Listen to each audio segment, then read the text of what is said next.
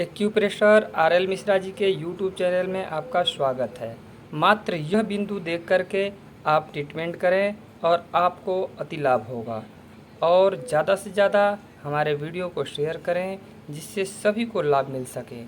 नमस्कार, धन्यवाद। सूखी खांसी का उपचार करने के लिए आप लोग दिए गए बिंदु पर जैसे जैसे हम बता रहे हैं, ये थंब के नीचे यह बिंदु है और इन दोनों के बीच में ये बिंदु को आप दबाएं और सूखी खांसी में बहुत ही सरलता तरीके से उपचार करें। यह बिंदु बहुत ही लाभदायक है। यह दोनों बिंदु आप लोग देख रहे हैं, ये स्टार मैग्नेट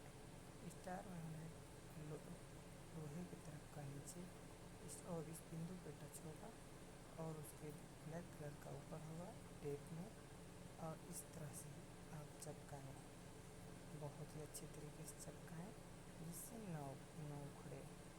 और दूसरा स्टार मैग्नेट, इसको इस तरह चपकाएँ। और यह फ्यूल मैग्नेट, यह बहुत ही लाभदायक है। इस मैग्नेट को आप इस तरह चपकाएँ और सरलता से चपकाते हुए इस पर विशेष रूप से यह ध्यान रखें ये उखड़े ना, और 4 से 6 घंटा रख लगाएं और आपको अति लाभ होगा। नमस्कार।